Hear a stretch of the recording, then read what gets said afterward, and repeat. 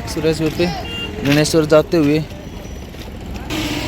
सोमनाथ हो चुका है, महाकाल हो सकता है, ओमकालेश्वर हो सकता है, ब्रजेश्वर रह चुका है हमारा। अब हम पहुँचने ही वाले, बस 342 किलोमीटर है, जो कि अब 1 घंटे में मुश्किल से पहुँच जाएंगे हम। अब लिया थोड़ा ब्रेक चाय पीने के लिए। चाय पी जा रही है। इस भाई को डर लग रहा है। किसको? मेरे को? निखिल भाई को। यार क्या बात कर रहे हैं? चप्पल दिला दो बस, पेट खराब हो तेरा। इसकी चप्पल चोरी हो चुकी है। चप्पल दिला दो बस मुझे यार, वरना नंगे पैर तुम करवा दोगे। पहुंच जाएंगे अभी 1 घंटे में, फिर मिलते हैं आगे जाके। हम दोनों दीपक भाइयों को गाड़ी से बाहर उतार दिया गया है। हमारे लिए कह रहे जगह नहीं तुम्हारे लिए गाड़ी में, तो इसलिए हमें बाहर उतार दिया इन्होंने भाई। ये प्यार है इसलिए हम कभी बरसता हमारे ऊपर, जो नहीं बाहर फेंक देते हैं, इसलिए हम तो बाहर लटक के आ रहे हैं। भाई जी की शंख बजाने की तैयारी हो चुकी है। अब ना होता यार, कई बार हवा ना ऐसे निकल जाती है, फिर अच्छे से बजता नहीं, फिर बेइज्जती कर दो भाई। इसमें कोई बेइज्जती नहीं होती। अभी मैं सीख रहा हूँ सिर्फ। ठीक है, दिखा बजा के। भाई साहब कितनी तेज। नेक्स्ट टाइम भाई, 1 चांस और। एक और भाई।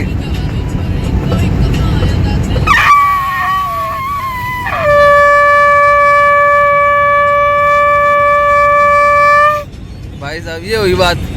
महाराष्ट्र में गाड़ी रुक। गणेश्वर जाते हुए भाई पुलिस वालों ने रोक लिया फिर से। मोटा चालान जिसे कहते, 1 मिनट रुकना, जिसे कहते ना मोटा चालान। 25,000 भाई पैसे नहीं बताने कितने का है, मोटा चालान हो गया। बस ये समझ ले मोटा चालान हुआ है। हेलो। और हमारा जो पीछे था शीशे पे फिल्म, वो भी उतार दी गई है। ये चालान उसके खाते में जाएगा, उसके बैनर के चालान कटा भाई साहब। उस एड जो उसका ऐड था उसके चक्करों में।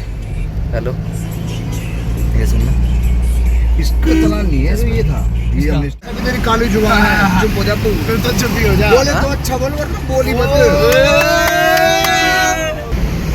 बोल शंकर भगवान की जय। ये भाई का 6,000 का चालान हो रहा था, ये 500 में निपटा के आए। हमारा 25,000 का चालान हो रहा था और 10,000 में हम निपटा के आए भाई। ये भाई बहुत बढ़िया बंदे निकल गए यार। गुजराती की पहचान है भाई, देख सकते हो भाई। हाँ सही कह रहे हो, हिला दे थोड़ी, देख सकते हो, हिला दे थोड़ी आगे पीछे। अरे हमारी गाड़ी पे कैसे बैठ गए। उधर आए यार, तुमने यार फिर में भड़क कर दिया है। किस बात पे? एक तो बुला रहे हो कभी, एक तो यार मैंने बंदरों तो खाना खवाया, अब तू पता तुम बोलते बे ओए चलो भाई, अपने गणेश्वर महादेव ज्योतिर्लिंग के एंट्री करते हुए मेन गेट से नज़ारे आप देख सकते हो। पहाड़े भाई साहब, हमारा टाइम हो गया, हम बहुत लेट हो गए, जैसे कहते हैं बहुत 9:45 हो गए हैं यहाँ पे हम एंट्री करते करते। और हमें रात को एंट्री करनी थी, मतलब कि ये लगा लो लगभग 8 से 10 घंटे लेट चल रही है अपने जो हमारा शेड्यूल बना हुआ था, फिर वो 8 या 10 घंटे। हमें यहाँ पे रात को 11:30 बजे पहुँचना था और हम सुबह पहुँचे यहाँ पे, मतलब कि भैया लेट हो गए भाई बहुत ज़्यादा। चलो अब जाते हैं, कोई नहीं, लेट हो गए तो क्या कर सकते हैं। वैसे बीच में परेशान हुए थे, जाम लगा हुआ था, पुलिस वालों ने रोक रखा था। हमारा 1-1.5 घंटा तो वहीं ख़राब हो गया, तो पुलिस वालों ने हमारी गाड़ी रोक रखी थी, वो भी बिना किसी कारण के। कोई ज़्यादा इशू था नहीं उस चीज़ पे, पर चलो कोई नहीं, जो होता अच्छे के लिए होता है। तो मिलते हैं अंदर जाके। भाई दर्शन करके आ चुके हैं गणेश्वर के, जहाँ फ़ोन अलाउड कुछ भी नहीं था भाई साहब। दर्शन भीड़ इतनी थी, पूछो मत, बिल्कुल खाली, पता नहीं क्या चक्कर। हर जगह हमारे दर्शन इतने बढ़िया हो रहे हैं जिसे कह नहीं सकते। हाँ भाई, हर जगह ऐसे दर्शन हुए हैं सबसे बढ़िया। आज तक नहीं मिला भाई, बिल्कुल टच करके अपना देख सकते। मैन दरवाज़ा, हमारा दर्शन का टाइम था, हमारा दर्शन भाई 12:30 बजे दर्शन हो चुके थे हमारे, वो भी हम इसलिए लेट हो गए क्योंकि पीछे आरती हो रही थी, इसलिए हमें टाइम लग गया। इतने बढ़िया दर्शन हुए हैं हम बता नहीं सकते, क्योंकि हमने 4 ज्योतिर्लिंग के दर्शन कर लिए हैं। एक धाम के भी हो गए, पर जो अब 5वां किया हमने अपना गणेश्वर, इसमें भाई हमने खुद अपने हाथों से इसमें प्रसाद चढ़ाया है, गंगा जल चढ़ाया, सब कुछ हमने अपने हाथों से कराया, मतलब पूरा सब कुछ कराया जैसे होता है नॉर्मली। औरों में तो टच भी नहीं करने देते, मंदिरों गर्भगृह तक जाने नहीं देते जहाँ शिवलिंग होता है, पर यहाँ पूरे अंदर तक गए हम, पूरा अच्छा था, दिल खुश हो गया, जैसे कहते हैं दिल खुश, जन्नत प्राप्त होगी सभी को। कैसा लगा गर्भगृह में जाके? बहुत बढ़िया नज़ारा भाई अंदर का, और सबसे अच्छा ये है कि फोन अलाउ नहीं करते हैं, और जिसकी वजह से जो भी श्रद्धालु है वो सीधा अपना पूरा का पूरा ध्यान मंदिर के अंदर देते हैं। अगर फोन ले जाए तो आधे से ज़्यादा लोग फोटो में ही रह जाए, तो बहुत बढ़िया तरीका है। कैसा लगा भाई अंदर जाके? बहुत बढ़िया लगा। अब तक हमने जितने भी ज्योतिर्लिंग के दर्शन किए हैं तो सबसे बेस्ट से सबसे बेस्ट दर्शन इसलिए लगे क्योंकि यहाँ पे हमने अपने हाथों से जो भी फूल प्रसाद चढ़ाना था अपने हाथों से चढ़ा पाए हैं और ज्योतिर्लिंग को स्पर्श कर पाए हैं। एक अलग ही अनुभव था। बहुत ही प्यारा बोल रहा हमारा, मतलब ऐसा कहीं नहीं हुआ कि हमें कहीं हाथ लगा, मतलब दिल खुश हो गया, आत्मा तृप्त हो गई हमारी। महादेव भाई हम आए हैं गणेश्वर महादेव के दर्शन करके। अब उसकी थोड़ी बहुत जानकारी जो है वो दीपक भाई हमें देंगे और बताते हैं हमें गणेश्वर महादेव के बारे में। हाँ जी दीपक भाई। हर हर महादेव दोस्तों, जैसा कि आपको दीपक भाई ने बताया कि हम कृष्णेश्वर महादेव के दर्शन करके आए हैं और दर्शन बड़े ही प्यारे हुए हैं, बहुत प्यारे हुए हैं। और यह ऐसा मैं इसलिए कह पा रहा हूँ क्योंकि अभी तक हमने जितने भी ज्योतिर्लिंग के दर्शन किए हैं उनमें हम ज्योतिर्लिंग को स्पर्श नहीं कर पाए, ना तो उन पर जल चढ़ा पाए। यहाँ पर ये है कि हम दर्शन बड़े अच्छे कर पाए हर एक ज्योतिर्लिंग के, और इस ज्योतिर्लिंग के दर्शन हम इसलिए अच्छे कर पाए क्योंकि हमने अपने हाथों से प्रसाद चढ़ाया है और अपने हाथों से उसको स्पर्श किया है। और जैसे हमने उसे स्पर्श किया, बस मैं बता नहीं सकता कि एक अलग सी ही वाइब्रेशन थी, एक अलग सा ही मतलब फील था, वो मैं आपको बता नहीं सकता। अगर आप कभी मौका लगे तो आप भी आइएगा और ज्योतिर्लिंग के दर्शन कीजिएगा। जैसे आप दर्शन करेंगे तो आपको भी पता चलेगा कि वो फीलिंग्स क्या थी। और इसके पीछे एक पौराणिक कथा है, थोड़ा बहुत जितना मैं जानता हूँ मैं सिर्फ वही बता पाऊँगा आपको कि बहुत समय पहले एक दक्षिण देश में एक देवगिरी पर्वत होता था जो कि आज भी है, और उस पर्वत पर एक सुधर्मा नाम का ब्राह्मण रहता था। उसकी एक बीवी थी जिसका नाम सुदेहा था और उनके पास किसी भी चीज़ की कमी नहीं थी, वो बिल्कुल खुश थे। बस अगर उनके पास कोई कमी थी तो उनके पास संतान नहीं थी। तो उसकी बीवी और ब्राह्मण दोनों बड़े परेशान रहते थे इस चीज़ को लेकर के। तो एक दिन उसी की बीवी ने उसी को कहा कि ये ऐसा कब तक चलेगा।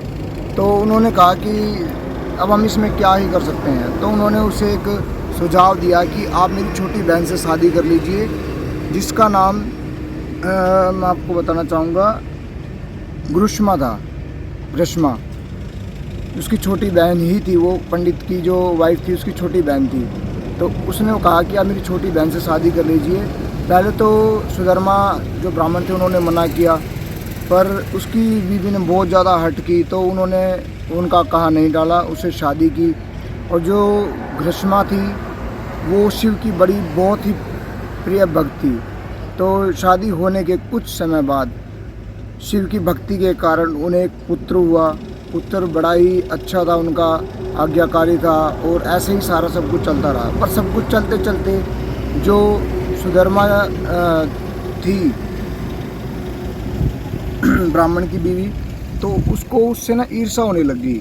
और ईर्ष्या के कारण बता नहीं सकता मैं क्या होंगे, शायद उस टाइम तो क्या ही रहे होंगे, पर वो उससे बहुत ईर्ष्या करने लगी। और कुछ टाइम बाद उसी लड़के की शादी हो गई। शादी होने के बाद सारा सब कुछ सही चल रहा था, पर वो ईर्ष्या धीरे धीरे इतनी बढ़ गई कि सुधर्मा ने एक बहुत बड़ा कदम उठाया। कदम ये उठाया कि उसने ग्रीष्मा के पुत्र की हत्या कर दी। और जिस दिन उस पुत्र की हत्या की चाकू मार करके, और उसे काट करके एक तालाब में फेंक दिया। उसी तालाब में फेंक दिया जिसमें कि ग्रीष्मा शिवलिंग की पूजा करती थी, जल अर्पित करती थी। तो ये सोच करके बहुत हाहाकार मचा अगले दिन जैसे ही पता चला कि जो उनका पुत्र था वो मिल नहीं रहा। तो जो ग्रीष्मा थी उसने कुछ भी बिना देखे हुए, मतलब कुछ भी ऐसा ना जताए हुए कि वो परेशानी या दिक्कत में, उन्होंने हर रोज़ की तरह सच्चे मन से शिवलिंग की पूजा की और वो उसी तालाब पे जा कर के हर रोज़ की तरह पूजा करने लगी। और वहाँ पर बताते हैं कि उन्होंने 108 शिवलिंग की जो है आराधना की, पूजा की और उसी तरीके से वो कर रही थी। उस समय जब उन्होंने भगवान शिव ने जब उनकी यह भक्ति देखी तो भगवान वहाँ पर ज्योति के रूप में प्रकट हुए और उन्होंने उसे ग्रीष्मा को सारी सच्चाई बताई कि कैसे उनकी बहन ने उसके पुत्र की हत्या की है और कैसे नहीं की है। तो वो सारा सब कुछ हुआ। तो वो जैसे ही वापस जाने लगी कि तो उसका पुत्र भी वहाँ से आ चुका था शिव के साथ ही। तो वो ये सोच करके बड़ा खुश हुई। तो जैसे वो जाने लगे तो शिव महादेव ने बोला कि देखो मैं तुम्हारी भक्ति से बहुत खुश हूँ और तुम एक बहुत ही अच्छी हो और बहुत ही मतलब अच्छी आत्मा है उनकी। तो इस आत्मा को देखते उन्होंने कहा कि मैं आपकी भक्ति से बहुत प्रसन्न हूँ, मांगो क्या मांगते हो। तो उन्होंने एक ही मांग की थी कि देखिए प्रभु, अगर आप मेरी भक्ति से सच में खुश हैं तो मैं चाहती हूँ आप सदा के लिए यहाँ विराजमान हो जाइए। तो यही इच्छा पूर्ति करते हुए उनकी शिव ने उनको यह आशीर्वाद दिया और उनको कहा कि जैसा आप चाहते हैं वैसा ही होगा। तो आज से मैं यहाँ पे कृष्णेश्वर के नाम से स्थापित हूँ और हमेशा यहाँ रहूँगा। जो भी मेरी आराधना और पूजा सच्चे मन और सच्चे दिल से करेगा मैं उसकी सारी इच्छाएं पूर्ण करूँगा। तो इस वजह से यहाँ का नाम कृष्णेश्वर रखा गया। और जो मंदिर था यहाँ पे, जो जिस मंदिर का उन्होंने निर्माण कराया था उनका नाम था अहिल्याबाई होलकर। और इस मंदिर की जो कलाकृति की गई है वो बहुत ही प्यारी की गई है, बहुत ही ज़बरदस्त की गई है। इसकी नक्काशियाँ जो इस पे मूर्तियाँ बनी हैं बहुत छोटी छोटी, बहुत बारीकियों से बनाई गई है, बहुत प्यारा मंदिर है। और इसकी पूजा के कुछ नियम हैं, कुछ और भी बहुत सारी चीज़ें। जैसे कि अभी हम गए थे तो जो पुरुष है उनके लिए यह मान्यता है कि वो अपना जो भी मतलब ऊपर का शरीर है वो निर्वस्त्र होकर पूजा करेंगे और बाकी के लिए सब कुछ सेम है। तो कभी आइएगा तो बहुत प्यारे दर्शन होंगे। हर भाई हमारे गणेश्वर के दर्शन हो चुके हैं जो कि 12:30 बजे हुए और सबसे बेहतरीन दर्शन हुए हमारे आज तक के। बाकायदा सबको माथा टेकने को मिला है गणेश्वर में। 12:30 PM। आज तारीख है 22/05/2024। दिन कौन सा है? वेडनेसडे।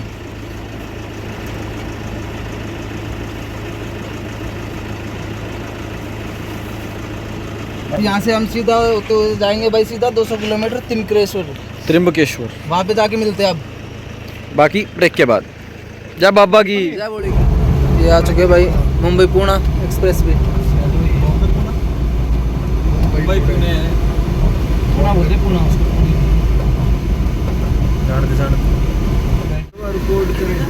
चल त्रिम्बकेश्वर जाते हुए भाई एक नंबर क्या नज़ारे। बस एक चीज़ से परेशान हो रहे हैं हम यहाँ पुलिस वालों से। जो भी आ रहा है गाड़ी साइड लगाओ भाई, साइड लगाओ। बताने में साढ़े इनकी गाड़ी उठा के ला रखे थे बाबा की। दोस्तों ये हम त्रिम्बकेश्वर की ओर जाते हुए और आप नज़ारा देख ही सकते हैं, ज़बरदस्त नज़ारा है। और चारों तरफ हमारे इस समय पहाड़ी पहाड़ है, जैसा कि आप देख सकते हैं। वाकई नज़ारा बड़ा प्यारा है। और कुछ ही देर में हम होंगे त्रिम्बकेश्वर ज्योतिर्लिंग। त्रिम्बकेश्वर घूमती हुई गाड़ी अपनी ब्रजेश्वर से पूरा 200 किलोमीटर त्रिम्बकेश्वर अपनी गाड़ी आ चुकी है। अब यहाँ पे हम जाएंगे सीधा मंदिर में दर्शन करने। तो दोस्तों जैसा कि मैंने आपको बताया था कि थोड़ी देर में हम त्रिम्बकेश्वर पहुँच जाएंगे। तो हम त्रिम्बकेश्वर मंदिर पहुँच चुके हैं और बड़े ही प्यारे दर्शन है। मैं आपके दर्शन कराता हूँ। अद्भुत नज़ारा, पहाड़ के बीच में गिरा हुआ है।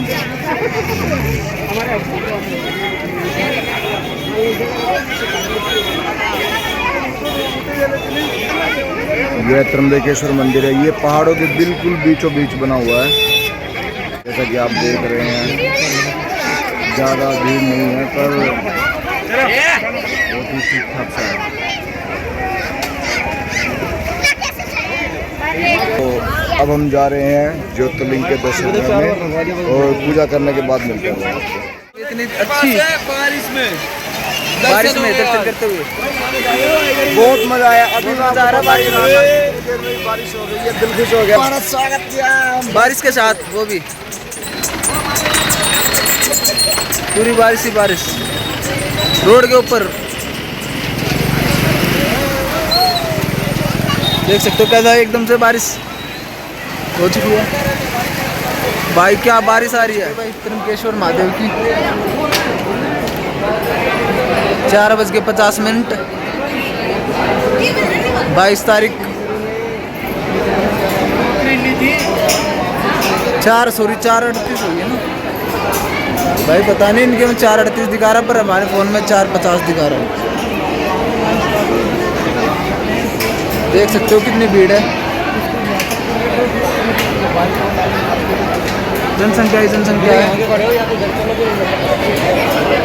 भीड़ देख के हम हो चुके वापस, क्योंकि हमें कम से कम 3 से 4 घंटे लग जाएंगे अगर फ्री वाली लाइन में रहे तो। अब हम जा रहे हैं पैसों वाली लाइन में, जिसमें कि पर पर्सन के 200 रुपये चार्ज कर रही है।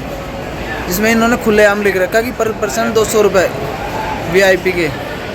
आप देख सकते हो पर्ची 200 रुपये की एक, देख सकते हो। और इसमें भी इतनी लाइन लगी हुई, इतनी भीड़। क्या फ़ायदा हुआ? क्या फ़ायदा? कोई फ़ायदा नहीं VIP लाइन का भी। हमने डोनेशन दिया है, VIP कोई नहीं हो तो। हाँ, डोनेशन के लिए लिख दिया साहब। हाँ दोस्तों, जैसे कि आपको दीपक भाई ने बताया कि हमने मंदिर के अंदर एंट्री कर ली है और मंदिर के अंदर एंट्री करने के बाद हम लगे हुए हैं डोनेशन लाइन में। यहाँ की जो डोनेशन लाइन का सिस्टम है वो ये है कि कोई अगर 200 रुपये पे यानी कि डोनेशन करता है तो उसके लिए इन्होंने अलग से इंतज़ाम किया हुआ है। और 200 रुपये देने के बाद भी यानी डोनेशन देने के बावजूद भी इन लोगों का, प्रशासन का और यहाँ की जो व्यवस्था है उनका ये देखिए ना, तो यहाँ पर कोई साफ़ सफाई है और ये यहाँ का जो रास्ता है वो चलने वाला रास्ता है।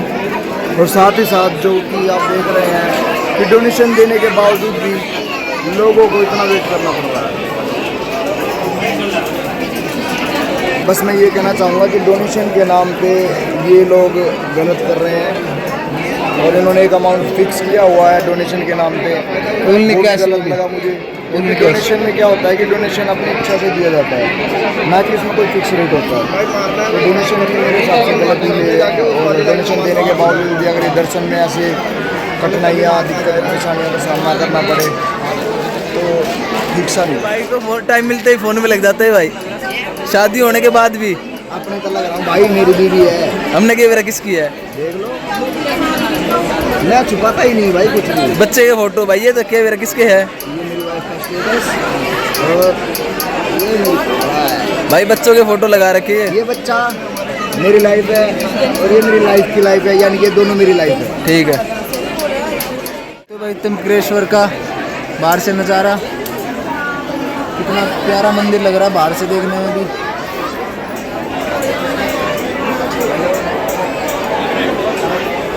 जो बीच में है इसमें नंदी जी बिठा रखे और अंदर अपना गर्भगृह है, इसमें अपना शिवलिंग है। और ये भाई जितने सारे हैं ये VIP 200 रुपये वाले VIP है ये सारे, पर बंदा 200 रुपये VIP में। हाँ जी VIP साहब, कैसी मिली आपको VIP सेवा? कैसी है आपके लिए? बहुत बढ़िया, बहुत बढ़िया। देख सकते हो VIP सेवा कैसे हो रखी है डोनेशन के नाम पे।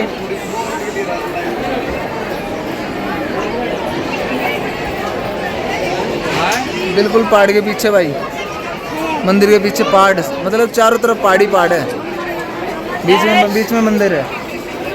आ चुका मंदिर का ये एंट्री गेट है। कल करता हूँ थोड़ी देर में।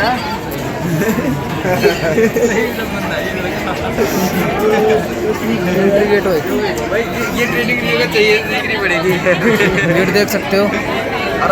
सबसे ज़्यादा टाइम लगा मेरे को इस मंदिर में दर्शन करने में। तो भाई कितना तगड़ा झूमर लगा रखा अंदर।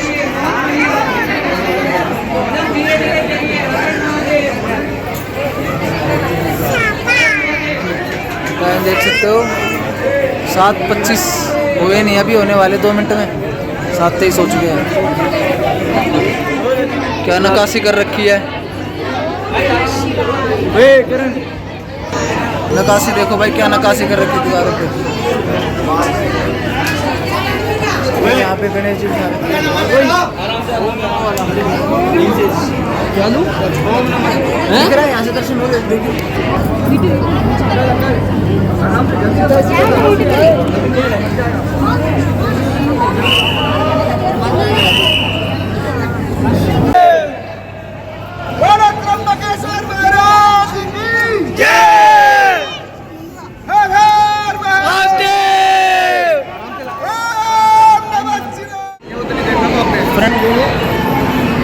एक बार जाकर लगाया ना तो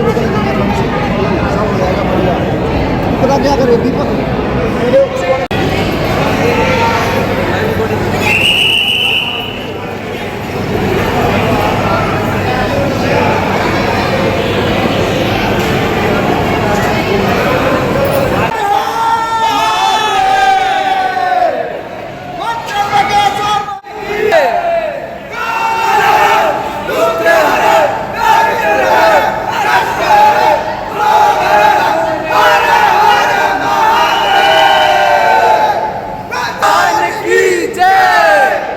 भीड़ थी भाई, उसके हिसाब से देखो तो बहुत बढ़िया दर्शन हुए हमारे।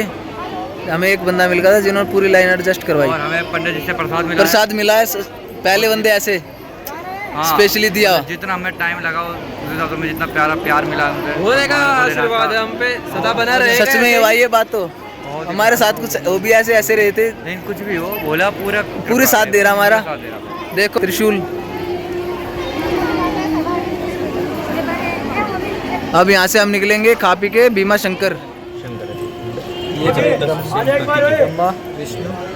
महेश, ये तीनों एक ऐसे हैं जो ये विराजमान रहते हैं। हाँ, ये पहले एकमात्र ऐसा शिवलिंग और ऐसा मंदिर है जिसमें तीनों देव हमारे विराजमान रहते हैं और कहीं जगह आपको नहीं मिलेंगे, बस ये यहीं मिलेंगे। हर हर महादेव। खाना चल रहा अपना। अब यहाँ से हम सीधा जाएंगे भीमा शंकर तिमकेश्वर पे। हम खाना खाते हुए चाय पकौड़े आ चुके हैं। अब मिलते हैं भाई आगे भीमा शंकर की तरफ जाते टाइम। अब हो चुकी है रात और हमारे दर्शन हुए हैं त्रिमकेश्वर के 7:30 बजे। 7:30 बजे हमारे दर्शन हो चुके हैं भाई त्रिमकेश्वर पे। त्रिमकेश्वर महादेव के बारे में थोड़ी जानकारी भाई। ये त्रिमकेश्वर ज्योतिर्लिंग हमारा नासिक में पड़ता है, ठीक है। तो इसके पीछे की पुरानी कथा के अनुसार बताया गया है कि यहाँ पे महर्षि गौतम और उनकी पत्नी अहिल्या रहा करती थी, जो एक आश्रम में निवास करते थे। तो वहाँ के जो कुछ ऋषि मुनि और भी रहते हैं ना, तो वो यहाँ उनसे थोड़े से ईर्ष्या करते थे, जिसकी वजह से वहाँ पे उनको कुछ ना कुछ प्रॉब्लम हो रही थी, जिसकी वजह से उनको है ना आश्रम से बाहर निकाला गया था, ठीक है। इसकी वजह से उनको आश्रम से बाहर निकाला गया और उन पे ना आरोप लगाने का उनको एक षड्यंत्र रचा गया था, जिससे उन पे ना एक गौ हत्या का वो लगा दिया उन्होंने। बाकी ऋषियों ने श्री गणेश से प्रार्थना की थी कि उनसे प्रार्थना करके एक वरदान मांगा था कि हमें इन गौतम ऋषि को भगाना है यहाँ से। तो उसके उनसे प्रसन्न होके गणपति जी ने उनको वरदान दिया था कि चलो मैं इसको तुम्हें करता हूँ, पर लेकिन इसके अलावा तुम्हें इसका वो भी उठाना पड़ेगा, क्या बोलते हैं उसको, नहीं ये तुम्हारे लिए सही नहीं होगा ये चीज़ें ना, इसका तुम्हें आदित्य भी उठाना पड़ेगा, ठीक है। तो उस केस में उन्होंने क्या करा, गणेश जी एक गाय रूप में यहाँ पे प्रकट हुए। तो और गौतम जी एक वहीं बैठे थे आश्रम में, तब उन्होंने गाय जा रही थी, गाय रूप में गणेश जी थे। तो वहाँ जाके उन्होंने उनको एक कुछ चारा वगैरह खिलाया। जैसे ही उन्होंने वो चारा खिलाया वो गाय मर गई, ठीक है।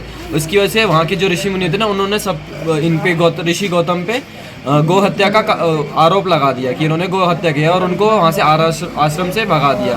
तो उन पे ये आरोप लग गया था गौ हत्या का। तो उन्होंने ये तप करने के लिए उन्होंने महादेव की तपस्या वगैरह करी कि भाई यहाँ पे उनको महादेव को प्रसन्न करके उनके गौ हत्या का मतलब आरोप हटाया जाए, जिसकी वजह से तो वो आरोप हटाने के चक्कर उन्होंने ऋषि मुनि उन्होंने पूजा करी महादेव जी की। तो और महादेव जी जब प्रसन्न हुए उनसे, तो उनको एक वरदान बोला कि मुझे ये इस श्राप से मुक्त करे कि जो मुझ पे आरोप लगाया ये मुझ पे हटा दिया जाए। तो उसके लिए उन्होंने क्या बोला कि आपको इस ब्रह्मगिरी पर्वत की 100 बारी परिक्रमा करनी पड़ेगी और देवी गंगा को यहाँ पे लाना पड़ेगा आपको इस पर्वत पे, ठीक है। तो पुनः मतलब दोबारा से गंगा का यहाँ पे दोबारा से निस्थान हो, तो उसके केस में उन्होंने गंगा दोबारा यहाँ पे गोदावरी के रूप में विराजमान है आज भी। और यहाँ पे तीनों देव वास करते हैं, जिसमें ब्रह्मा, विष्णु और महेश है, जिसकी पूजा आज भी की जाती है, ठीक है। ओके, ये कहा। धन्यवाद भाई।